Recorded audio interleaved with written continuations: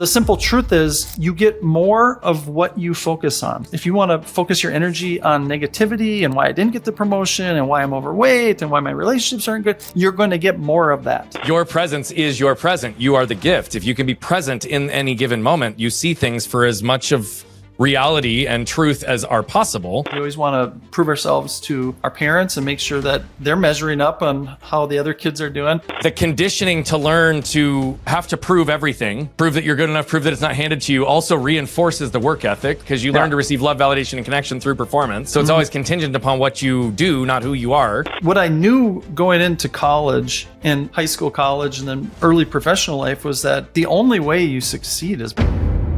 Welcome back to Flipping the Lid. You know what we do here by now, and I love having just real, raw, honest conversations with some of the most impactful and cool people on this planet.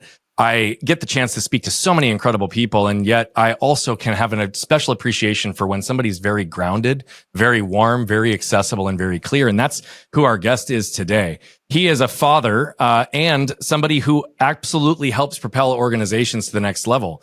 For a long time, he's been working consistently to be able to guide organizations to clarity and working through complex change. But he's also a lifelong learner. And in the times that I've had the moments to spend with him, the way he communicates and the way his language is accessible to others is just really grounding. And I have such appreciation for it. And so also the host of the 1% Better Mindset show, Craig Thielen, my friend, I'm happy to have you here with us today. Hey, Brian, I really love what you're doing and your show and your story. And I'm just really excited to talk to you. Well, I appreciate that, my friend. Well, you may remember this, but the only question I ask every guest on both of my shows, after however I introduce them and whatever I say, is, Craig, who are you in your words?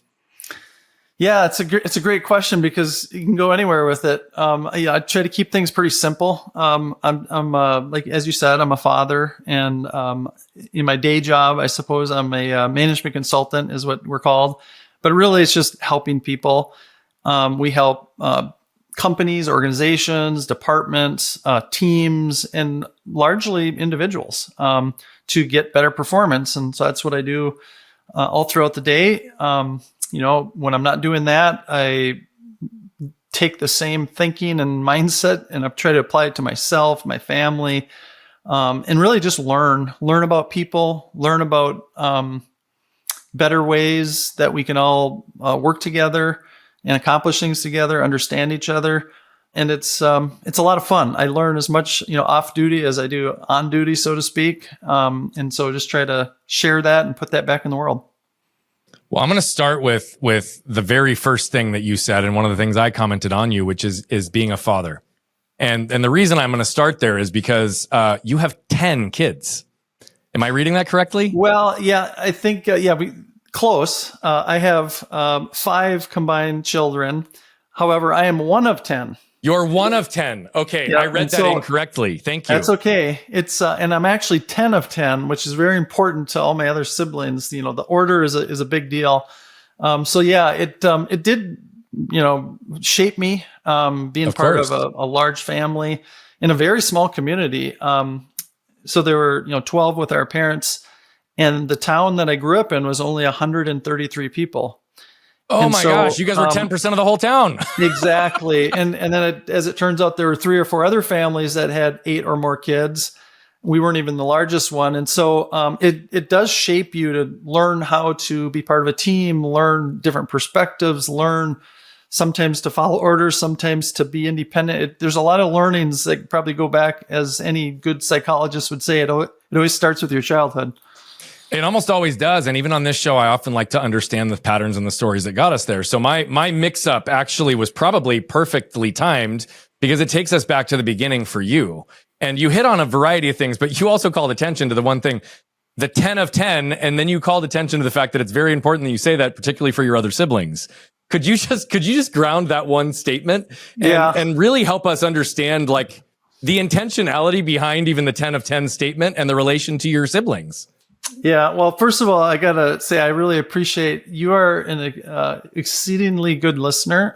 You pick up on small things, which I love because everybody all throughout the day, everyone that we interact with gives us little clues, and sometimes we just ignore them. Many times we do. But if you pick up on those little things, that's where the good is. That's where the real stuff is. So I appreciate that you've got that gift.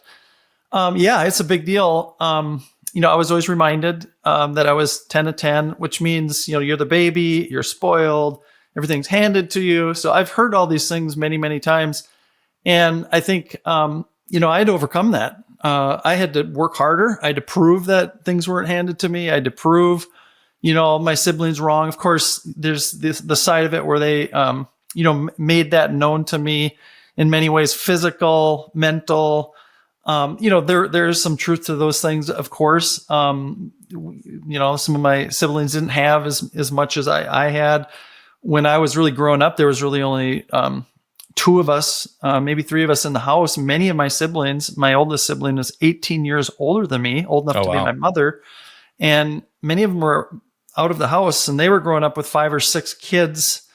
And we just didn't have a lot of resources. And so hand-me-downs and sharing, everything was shared. Okay. Even going to the dinner table, you had to get, if you wanted, a bun, or you wanted the good potato, not the small potato, or whatever it was, you had to fight for it. You had to be the first one to get it. Otherwise, it might run out. I mean, it's a scarcity mindset. It is. So yeah, it absolutely shaped me. And I would say for the early part of my life, I sort of had a little bit of a chip on my shoulder. Like, I have to just prove everyone wrong, that things weren't sort of given to me and I had it easy. And later I think I've learned to embrace it. And, we all joke about it now. Like, we ended at 10 because, you end with perfection, and everything else before that was not. So there's a lot of jokes, but, I had to overcome that for sure. Well, I think it is, there's so much embedded in what you had said. And first and foremost, I want to acknowledge and say thank you for the compliment you gave me before you answered this. I fully received that. And I do think that is one of my gifts. But even for you to be able to recognize the nuances of which I pick up on suggests that you have the same ability, and that you're doing that throughout the course of your life as well.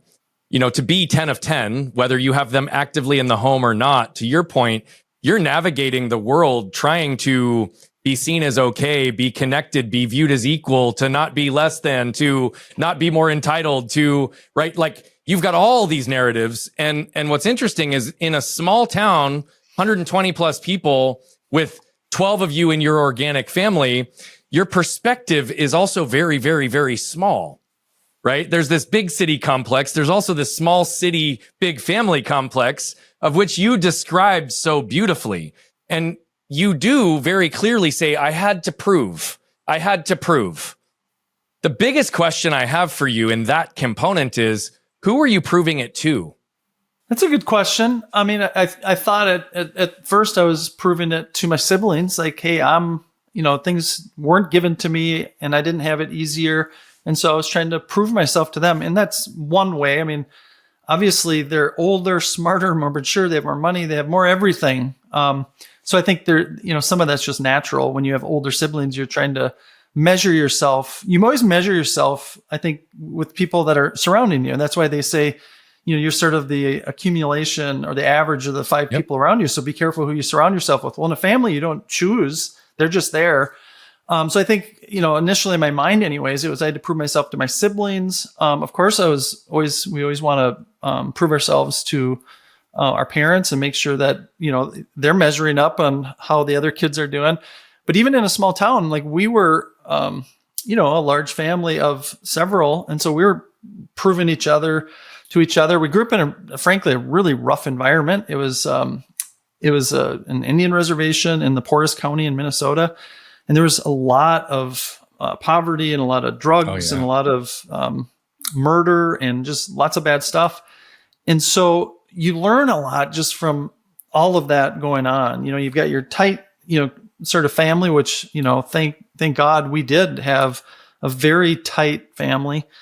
At the end of the day, I always knew they loved me. I always knew they had my back. And that's a blessing. Sometimes that's not there. And then you have, compare yourself to other families. And then you go, we went to a high school in a little bit bigger town. So then now that's all of a sudden something you compare yourself to. And a lot of families had a lot more money than we had. And so now you're comparing there. And then you go to college. And then I ended up in the Twin Cities. And so it's sort of an evolution, really. But in the end, I mean, I think if I answer that now, I was proving it to myself. Yeah. I was proving it to myself going, how am I as good? Am I as strong? Am I as smart? I mean, I had a sister that went to, University of Chicago, University of Boston, and got accepted to Harvard. Okay. That's a measuring stick, right? And so at the end of the day, I was going, am I really as smart as she is? She happened to be an artist as well. And so almost all of our siblings, I shouldn't say almost, it's a bad adjective. All of my siblings are very successful at what they do personally and professionally. And so I was always trying to aspire to that, number one, and two, prove it to myself, I think is the real answer. Yeah. Well, I mean, I appreciate that you came full circle to that, because I also picked up on the nuances I used to believe, right? And I was going to ask you, well, what do you believe now? And you already proactively answered that. You know, what you just described, though, is a very similar pattern and story for many people for different reasons, right? Where we believe and we start living into who we think we should be based on what our world is reflecting back to us, as opposed to who we really are. And sometimes it takes a long time for us to really be able to discover and center into clarity around the things that we were proving into why. I also believe that for us to really have true freedom in this world as individuals, it's getting ourselves to a place where we have nothing to justify, protect, or defend about ourselves. Nothing to prove, right? Nothing that we need to worry about criticism, judgment, or shame, because we are so clearly centered in who we are. And yet, being one of 10, you can fall into the noise, even if only 3 or 4 of them were in the home at the time. You also were raised largely by different sets of parents than your older siblings were, just by virtue of how we change and evolve over time. And so if you look at the dynamics of coming from a small town, and you look at the dynamics of coming from a family of the size that it is, how would you say that affected your early trajectory in your professional life, in your relationships, or in your sense of self? Yeah, another great question. I mean, first of all, when you grow up, again, part of the small town is a small farm town. And so when I grew up, it was the 70s and 80s, and times were different then. But what I knew going into college and, high school, college, and then early professional life was that the only way you succeed is by hard work. Like, there was no other way to succeed but hard work, because that was just what everybody did around us. Every farmer, every small business person, every one of my family. It was not that you're so smart or whatever. It was that you just worked harder than the next person. So, and I didn't know that until, well, I knew it in my very first job. It would happen to be a high school job, construction job. And we were actually building a school. And I was helping my brothers out. By the time I was, 10 years old, I was doing work, right? Whether I was being paid or not, we were building buildings. We were always doing work. So that was just the way I was growing up. And so I got this job, and it was like a summer job and construction crew. And all of a sudden, one day I got called into the trailer, and this is the foreman. And he goes, "Hey," I go, "Is something wrong? Like, am I doing something wrong?" Because all these guys have been doing this stuff for 10, 15, 20 years, and I'm just the summer help. And he goes, no, you're not doing anything wrong, but there's something I need to tell you. I need to tell you, you just need to slow down. And I go, but like, it didn't even compute what he said to me. What do you mean slow down? Like, I'm the guy that's running to get nails and running to get this and, doing very simple menial tasks. And he's like, yeah, you're actually making everyone really nervous. They get paid by the hour. And we get paid the same, whether we do it in, 3 months or 2.5 months, and you're kind of making them look bad. So just slow down a little bit. And I walked away and really didn't even understand what he was saying to me. And then, a few weeks later, I'm like, oh, I get it. Like, not everybody actually works this hard or puts in their best effort every day. And I was probably 17 years old. It's the first time that it dawned on me. And then I saw it so many times after that's just not the way that people operate. And that was just the only way I knew. So, I mean, I think that's just one thing. I think that could go on. There's a lot of attributes when you grow up in a family, just how we worked as a team, how we trusted each other, how we communicated. If there was something we didn't like, we said it. And again, when I got into college and in my first year's early career, those things weren't always in place. They weren't obvious, and they weren't the way that other people showed up. And so I had to sort of learn new environments and hopefully try to bring some of that in. But those are a few things. That experience, though, in and of itself is significant, and especially for it to happen at 17. It is interesting. You look at people like Kobe Bryant and Michael Jordan, and their work ethic would make many of their players feel insecure, like they were making them look bad, and they were just in pursuit of what they wanted. And yet you're describing a leader that's almost encouraging apathy and taking slow time versus taking on more. There's a lot of wisdom even in the contrast of those two concepts, working hard and being effective and productive, or man, my time is being valued an hourly rate and I get paid either way, regardless of what gets done in that hour. You obviously went to that story for a reason.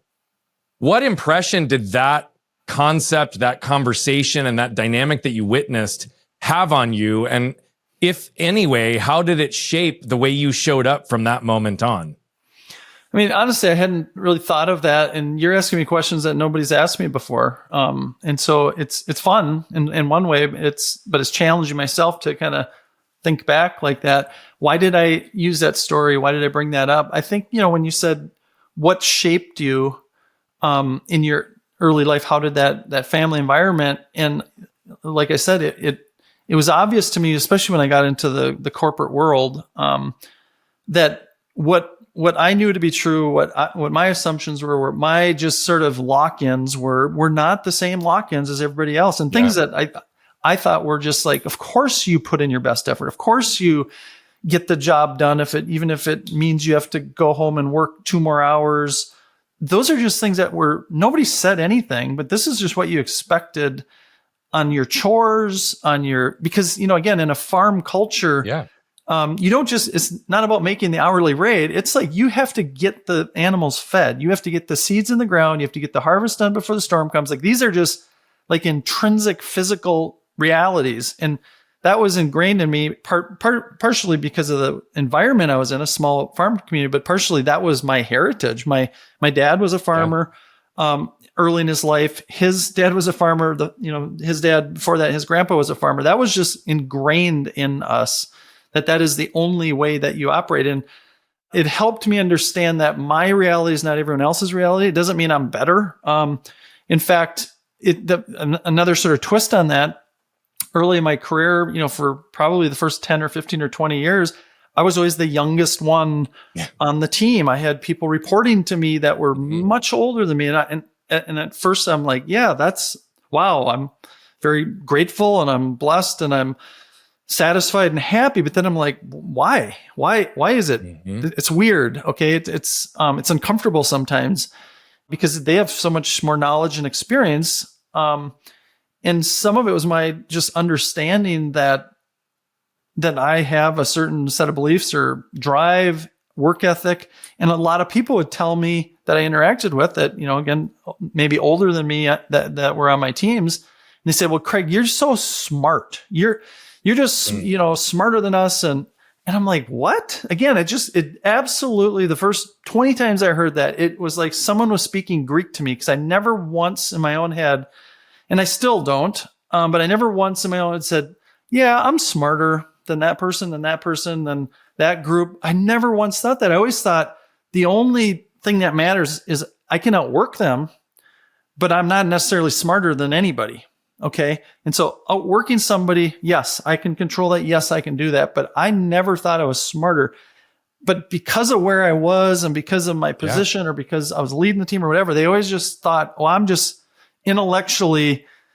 And again, I'm like, that doesn't compute for me. So, I think I first learned that my lock-ins, my truth, my reality isn't like everyone else when you get that feedback that you don't understand what the feedback means because it's so different. Yeah.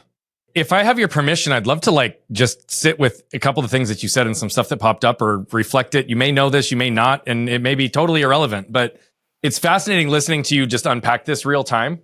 Yeah. And the biggest reason is just the lack of congruence that exists in all of it conceptually, and not within you, to be clear, but right, like the conditioning to learn to have to prove everything, prove that you're good enough, prove that it's not handed to you, also reinforces the work ethic, right? Because you learn to receive love, validation, and connection through performance. So it's always contingent upon what you do, not who you are. And in two situations that you just described there's something that's very contradictory or out of congruence to the way that you were wired and believing. One is having either a boss or people that were above you almost not acknowledging and praising the work ethic that was how you were receiving all the validation and connection before to be good enough to prove it. Now they're saying you're working too hard. We need you to ratchet it back. You're working too much and it's making everybody else uncomfortable, which is kind of funny because that's what your whole life had conditioned you to do. And then the flip side is when you allow the benefits of that hard work to actually elevate you in your leadership role, in your capacity to impact a broader organization, which you identify and contribute to what you did and how hard you worked. Everybody else was trying to give credit to something that had nothing to do with the work that you put in. And therefore, it's also a diminishing of what you were placing value on. 100%. And it's just an interesting dynamic that though this shows up in other stories and though this shows up in humanity and our experiences, you may not have ever said it in that way or seen the way that all connected in the contrast, maybe without the way that you answered this real time right now. But it's fascinating because the one thing that you learned to receive love, validation, and connection through, which was to prove everything, and it was all about performance. You either were overperforming or you didn't get credit for the performance that you had in those first 10 to 20 years of your career, despite the fact that that's what you placed value on. When did that idea of hard work start to shift, change, or is it still in existence? And as you talked about before, this is a two-part question. You said the only way I knew to get success was to work harder than everybody else. And so the second part to this question is, how did you define success then and how do you define it now?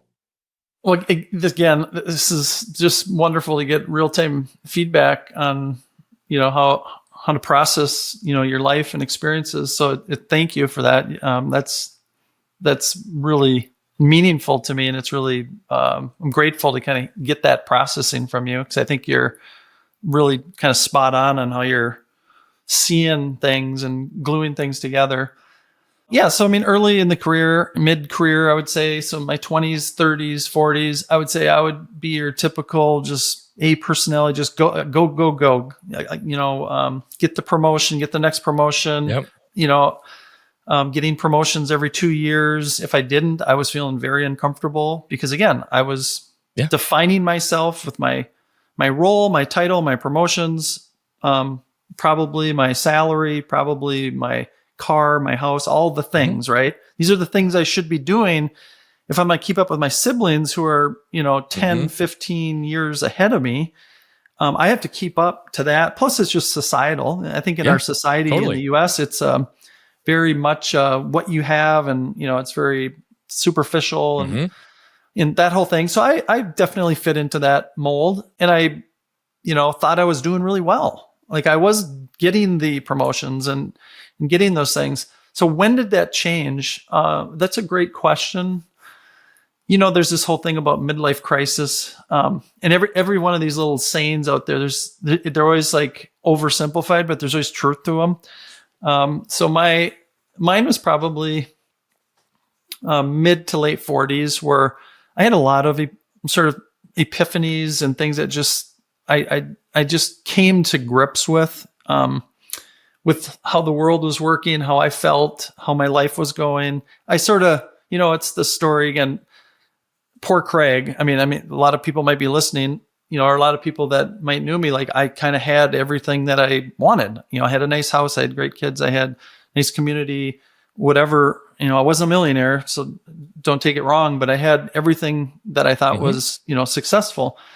And then, but it wasn't in my heart. I knew this is not really happiness. This is not really the full extent of what I can do. This is not really what life is really all about, is it? Because I wasn't feeling it that way. And so I made a lot of changes in my life in my mid to late 40s. I'd made a lot of lifestyle changes. I got a divorce. I think I unwired some of that. I just got to outwork everyone and get the next title and the next promotion. That just kind of went down the list. And some other changes, but I decided I'm going to pursue, I had this sort of vision that I'm going to live to be 100 years old. Now now that vision's 115. It's just a number, and the point is not to just hit a number, but it's because I have so much that I want to learn and I want to do and I want to experience. And so with that vision, whether it's right or wrong, or I get hit by a bus tomorrow, I knew I was on that path and I wanted to be on that path. And so I decided I'm going to make changes to, be happy and try to understand what my real mission in life is and what my purpose is, and keep exploring that, but mostly keep learning and give back and help others. And so a lot of changes. So that was pretty recent, actually, within the last 5 to 7 years, that a lot of that sort of came to me, and I just said, I'm going to go a different direction. So I love the answer, and you answered pretty much everything I asked. And so the thing I just want to ground, because I really love this piece, particularly when the topic comes up in the way that it is. How would you have defined success then? And how do you define it today? So today I define success quite differently. Probably completely almost the opposite of the way I did define it, which is, am I living my purpose? Do I know my purpose? Am I living it? Am I on the path to that? Am I learning? Am I growing?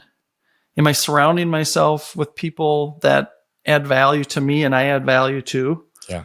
Am I helping make a difference? Am I helping the world be a little bit better? Not just me. It doesn't do any good for me to gather all the knowledge in the world and then die with it.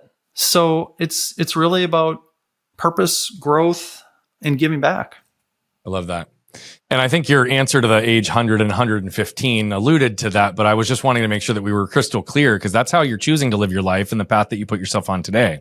What I actually really appreciate as well, though, is that the way that you talked about that is that it's not a number for number's sake. And when you grounded it, you brought it back to something very clear, which is, because that's what I envision is going to be the amount of time I need to learn the things that I want to learn or do the things that I want to do, right? Have those experiences. And from filling it out that our intake form is very, very, very light, right? Like, we don't ask a ton of questions. I obviously don't come in here with pre-prepared questions. This is a very organic conversation. But as you were speaking to that answer, I looked down and glanced and I saw one of the questions, and it's, what is your biggest problem in life or business? And it absolutely grounded in the answer you just gave, because you said having enough time on this planet to learn and experience it all. And so I love that you're able to set a future state that whether or not you hit the number isn't the point. So the point I hear is about how you use that number and how far away that number is as a measurement for the volume of things you still want to learn and do, and as a grounding and barometer, for lack of a better term, to keep you focused to living as presently and fully in the current moment as you can, given that you can't control how long you live. And so how does that show up for you every single day? Yes, I think you did just a brilliant job of sort of putting things in context, because the whole thing about the age is kind of a weird thing. Like, why you're so obsessed? Why is that a thing for you? And I think because I was not in a great place, where I was. So then I go, okay, I kind of took an inventory of life, because again, I had checked the box on everything that I wanted to do on the surface, but in my heart, I wasn't happy. So then I go, okay, well, where am I? And very quickly I said, well, I'm, roughly 48, and I'm going to be 100. Like, that was just real quick, because my grandpa lived to be 96 and my grandma lived to be 99. So, heck, why wouldn't I live to be 100? Why wouldn't you? Yeah, of course. And so then I'm like, well, now I'm only halfway there. If I was maybe, 90% there, I'd say, you know what? Call it a day. It's been a great life. I'm just going to ride this thing out and just not make waves, not do anything. It would have been easy to do that, and I probably would have done that. But when I go, I'm not even halfway there yet. Are you kidding me? There's way too much. I can't be like this for 50 years. I just can't do it. So that was what kind of inspired that. But then it allowed me to shed a lot of things. It allowed me to shed history, all of that sort of superficial stuff. It allowed me to shed and go, well, what does that look like then for the next 50 years?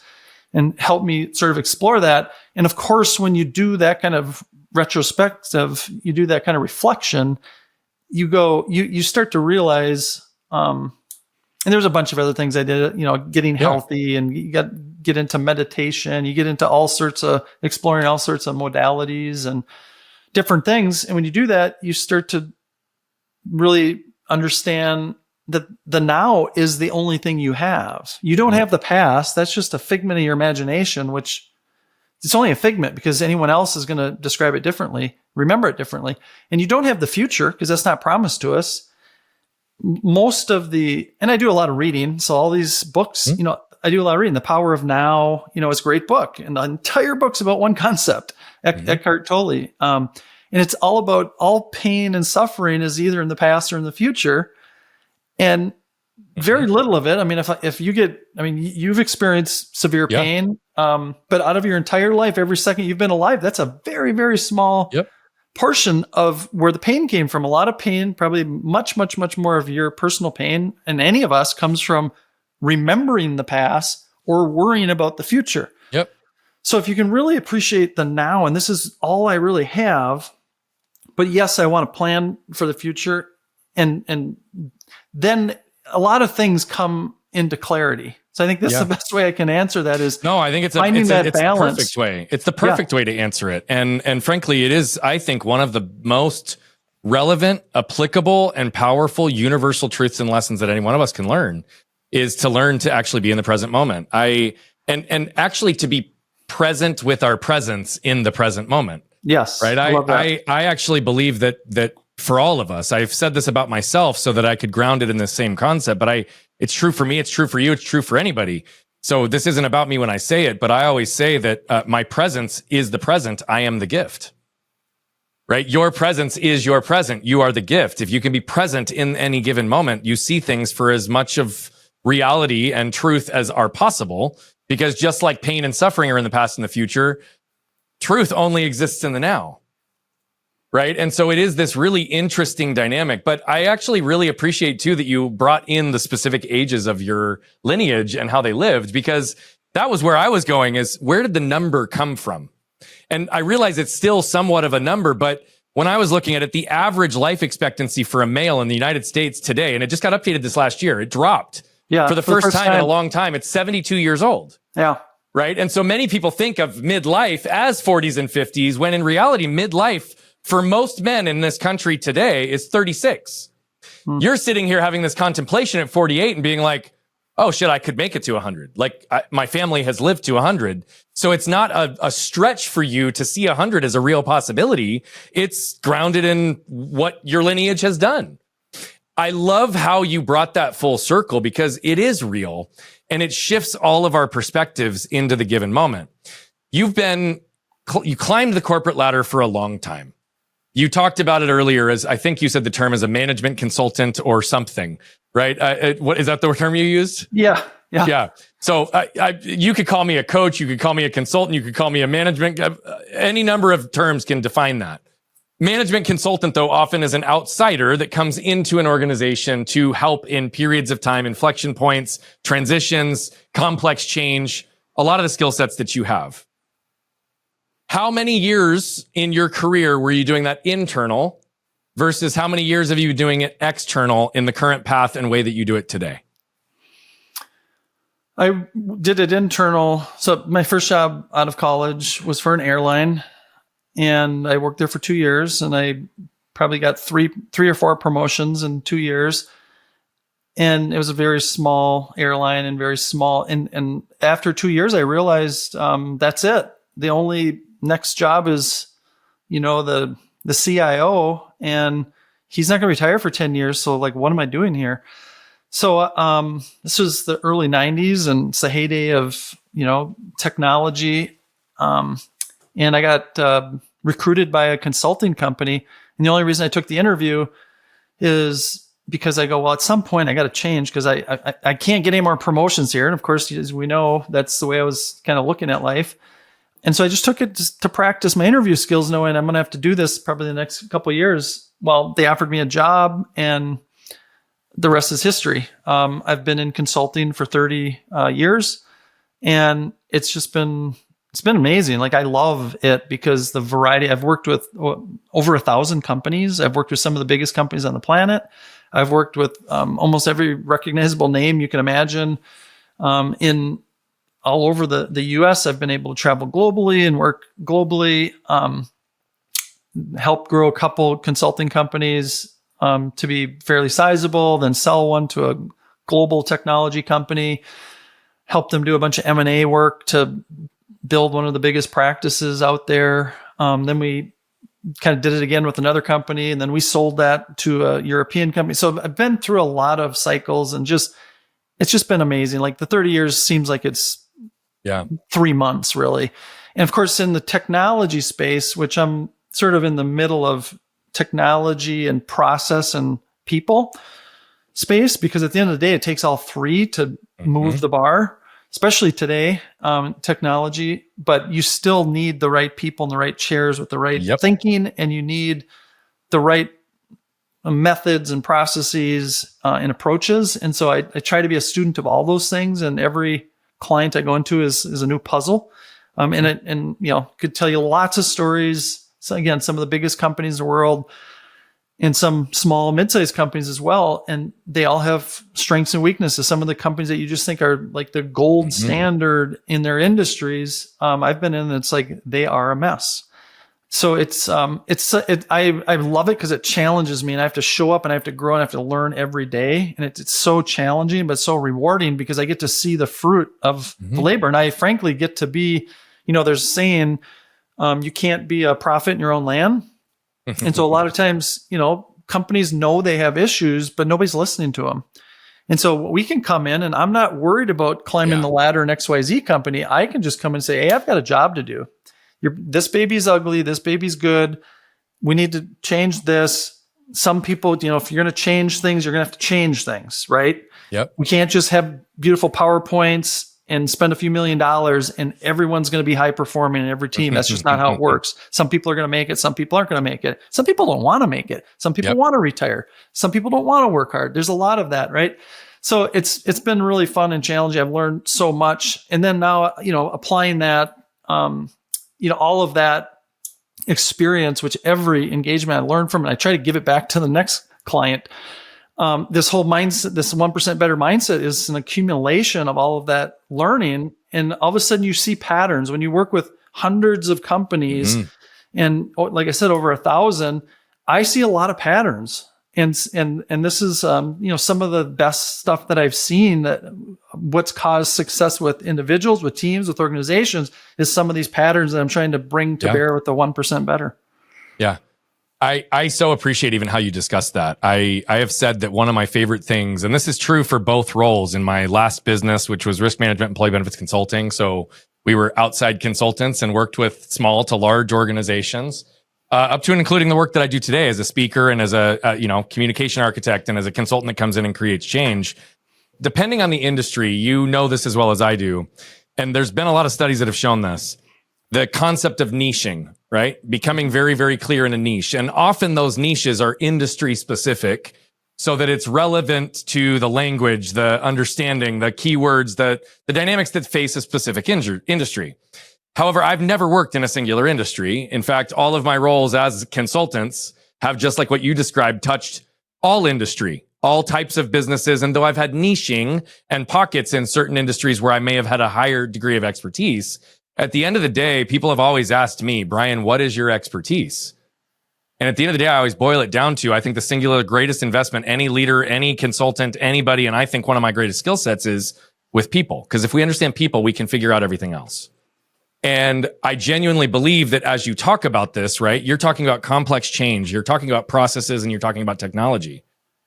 Processes and technology don't work if the people don't, as you said so clearly.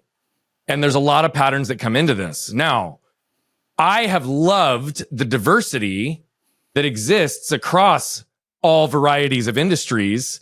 And yet, when people will ask me if I have expertise in a particular industry, if I don't, I have zero issue saying I don't because of all the reasons that you discussed in terms of the patterns and things that we see otherwise. What have you noticed over 30 years to be probably the single or top two singular denominators that have allowed you to be successful across industry, across size of business, across regardless of what the complex challenge or change is that you're there to help with?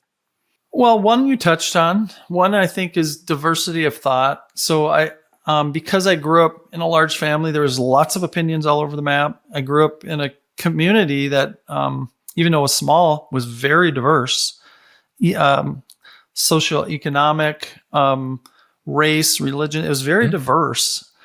And then the diversity of growing up in a exceedingly small town to a medium-sized town to living in big cities and then traveling all over the world to some of the biggest cities in the world, gives me a lot of perspective that there isn't one way of doing anything. There's not one way of thinking of everything. So again, early in my life, I had to figure out, well, why is this sibling saying this? Why is this sibling? Like, I was constantly trying to understand this complex environment I'm in. It wasn't just one sibling and they were the boy, I was the girl. They're the cute one, I'm the dumb one. They're the skinny one, there was a lot going on.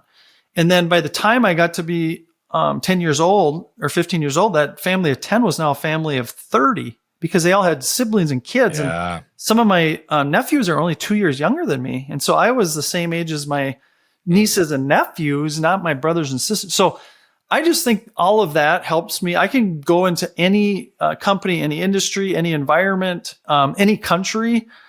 And again, you have to be a student of it. It's not like it just comes to me. Like The Culture Map is a brilliant book about how different, kind of the primary top 30 or 40 countries in the world, how they show up in these sort of 7 different aspects.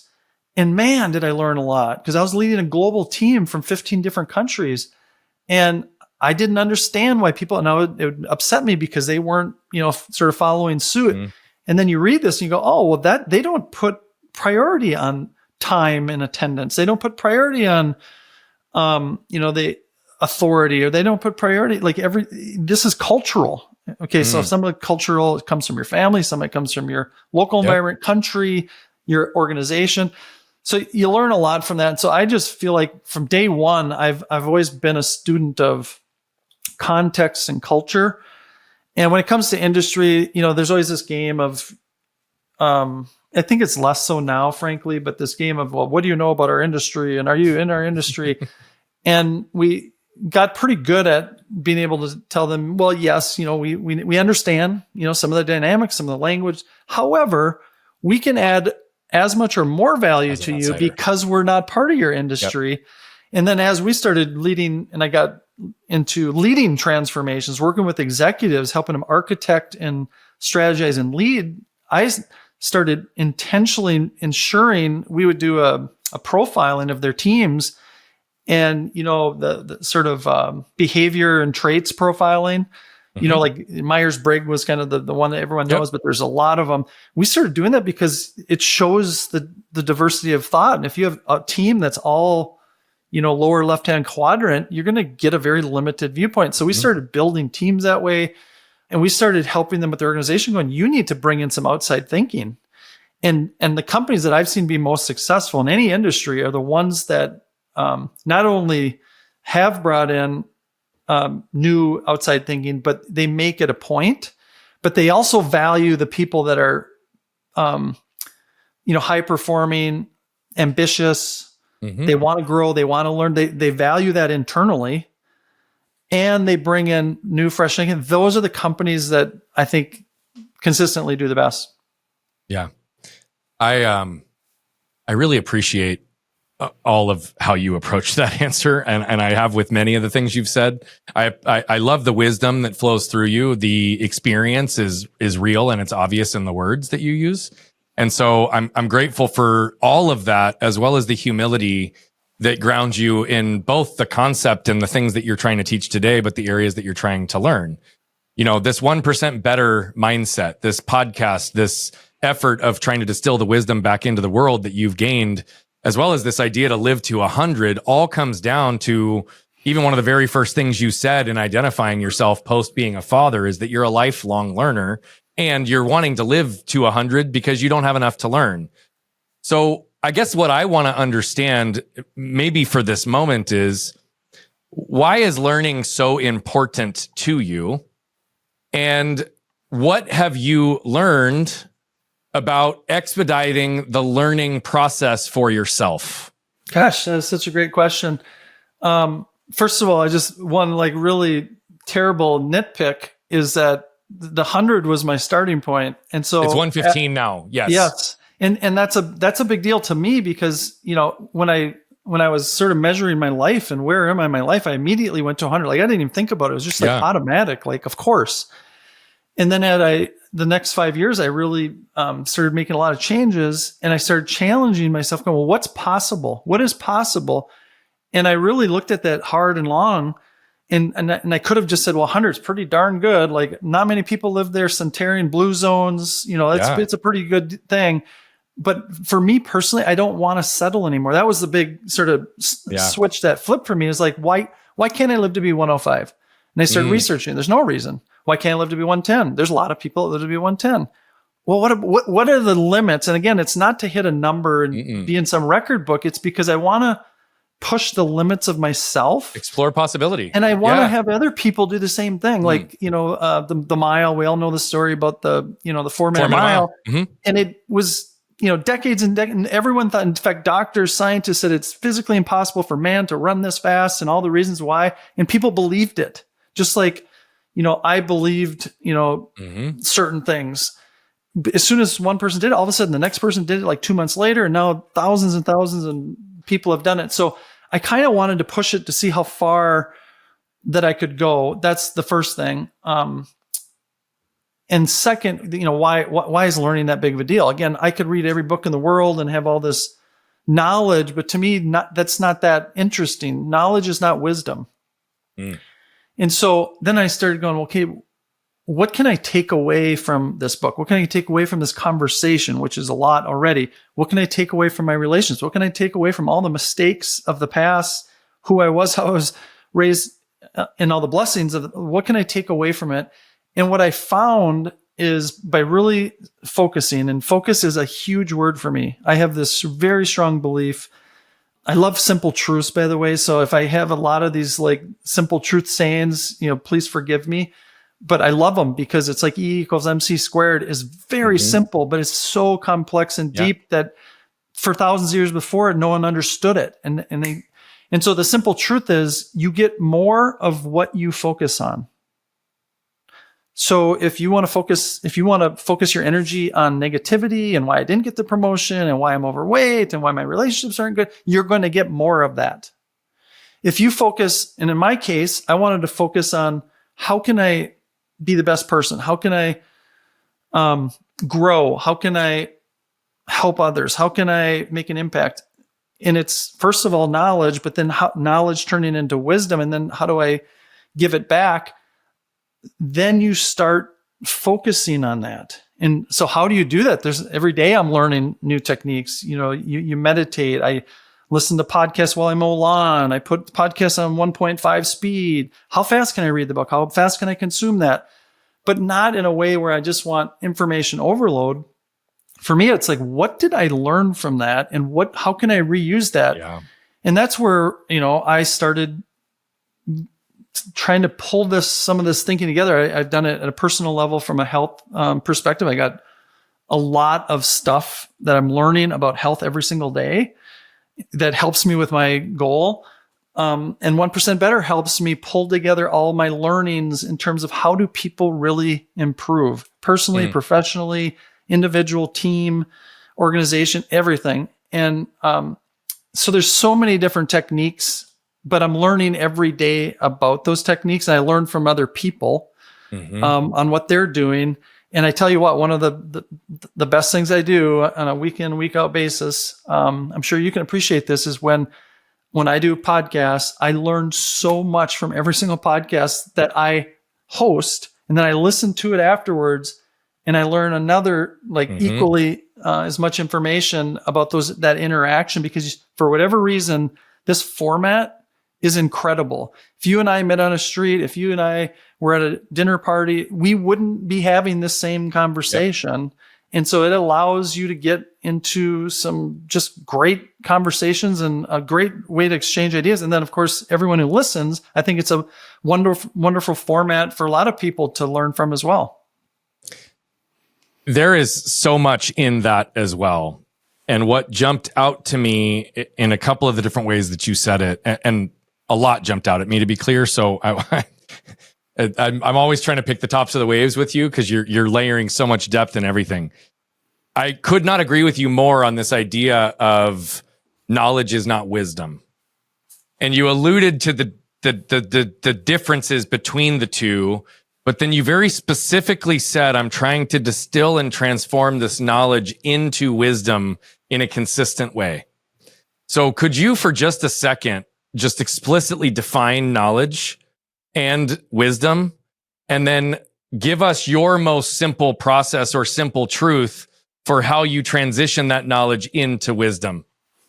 Yeah, I mean, that's a big question. I think we've been trying to do that as humans for thousands of years. And, many of these books, Meditations by Marcus Aurelius, there's so many books that are about wisdom and about knowledge.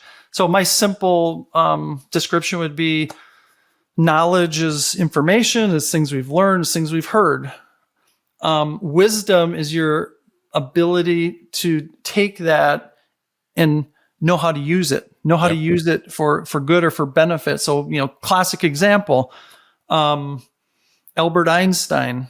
Okay, he had a lot of knowledge. Clearly, he was part of the early workings of the Manhattan Project and nuclear fission. Okay, so knowledge is we have the knowledge to be able to split atoms and make a lot of energy. Wisdom is knowing how to use that. You can use that to make power. Okay, to get people out of poverty. You can use it to make nuclear bombs to kill people. You can use knowledge. And so wisdom to me is what do we do with that? Yeah. And we have a lot of these questions today. We have the technology to do things, like we have technology to clone people or anything. Now, is that the right thing to do? That's going to take wisdom. AI is another frontier for us. Huge. We have a lot of knowledge with AI. Some of it's understood, some of it's not understood. Do we have the wisdom to know where to use it, where to deploy it? Okay, so it can be a fine line there, and that's the interest. That's the part where I love. I love that line between okay, I've learned something new, and by the way, another thing is when I learn something new, it helps me understand the world better in that moment. Yep. It helps me go forward and try to go forward with my future actions, my future priorities, my future impact. It also helps me understand the past. Yes, it does. And the past has so much. I have really believed that we have lost more wisdom, maybe not knowledge, because we have so much data. We're producing more data every year than we have in the history of mankind. But we have lost so much wisdom. We cannot explain today how the ancient pyramids were built.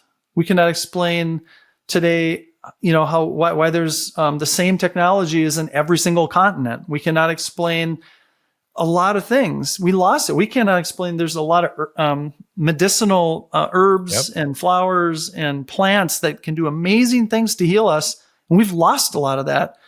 Some of it by design because companies want to make money on it, and they can't make money if it's not. They can't patent it. So I just feel like learning and getting some of that wisdom back is a part of the future as well. Not just, we have it all right now. I think we've lost a lot of it.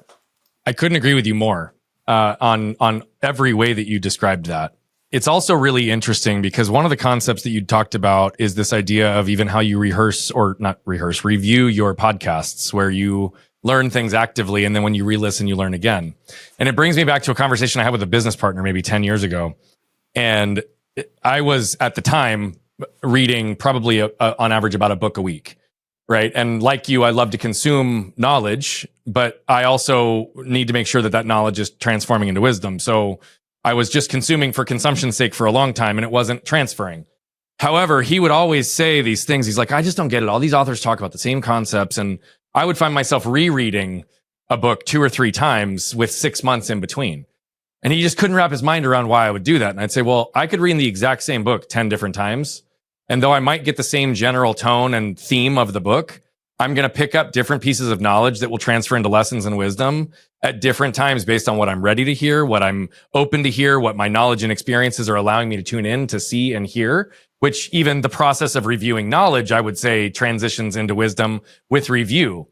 Yes. What's also interesting, though, is in hearing you describe it and the way you define it, it also brings clarity to something that I hadn't actually put a ton more thought into, but I've said it 5,000 times.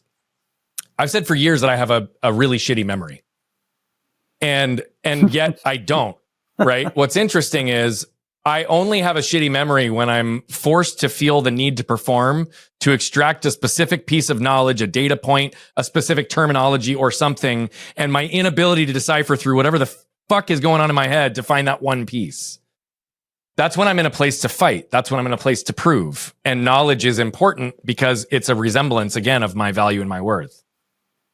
When I surrendered from the need to feel like I had a good memory or feel like I needed to have the right answer or the right piece of information or knowledge to be able to transfer it, it's a completely different experience. I say today, it's not about accessing knowledge. It's about allowing the wisdom to flow through me. Yes. Right. So whether it's how I'm seeing the connecting dots that I can reflect back to you, or I'm in a corporate boardroom and I ask the right question because of what I felt and it surfaces the piece that we need.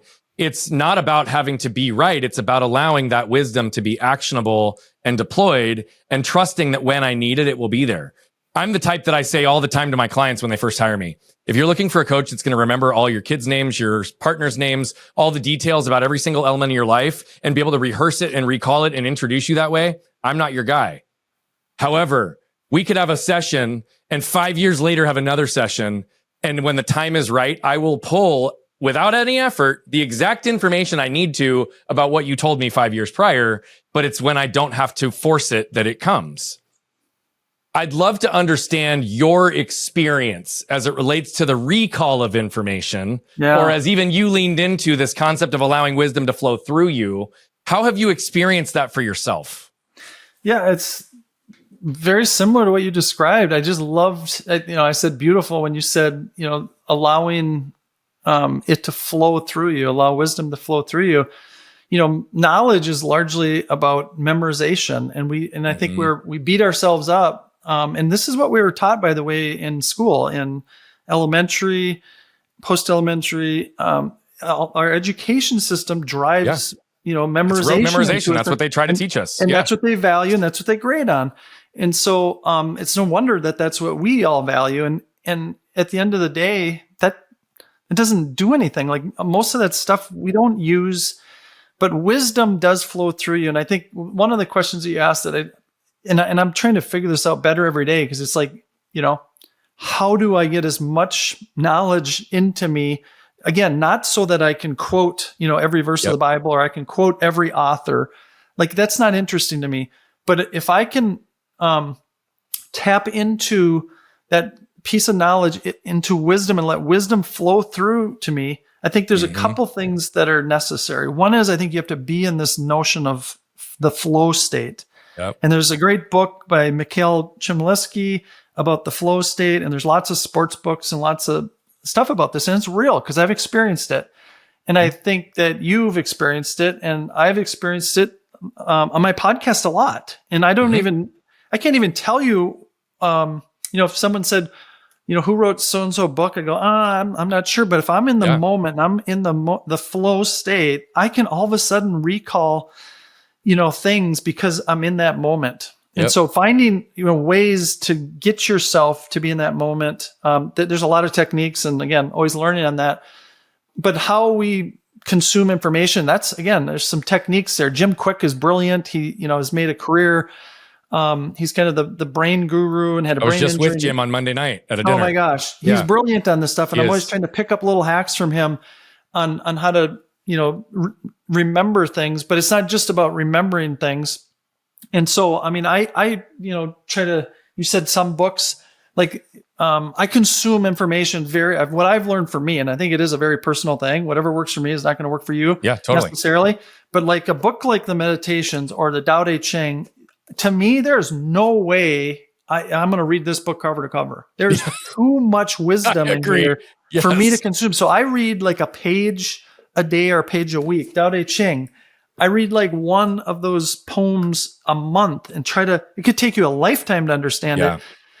Where there's other books, I can rifle through that thing in a week, or listen to the Audible in like, maybe a couple lawn mowings or something, or in a car ride, and that information's going in, and I trust that it's getting in. And then if I allow myself to be in that flow state, then I'm going to be able to access it.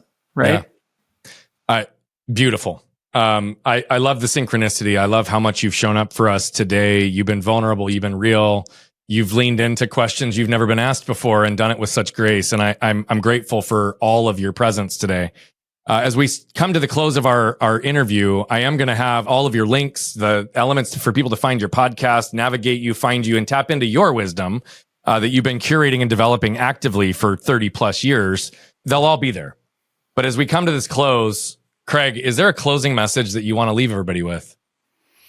Yeah, my message is that wherever you are, that you are there for a reason. Okay.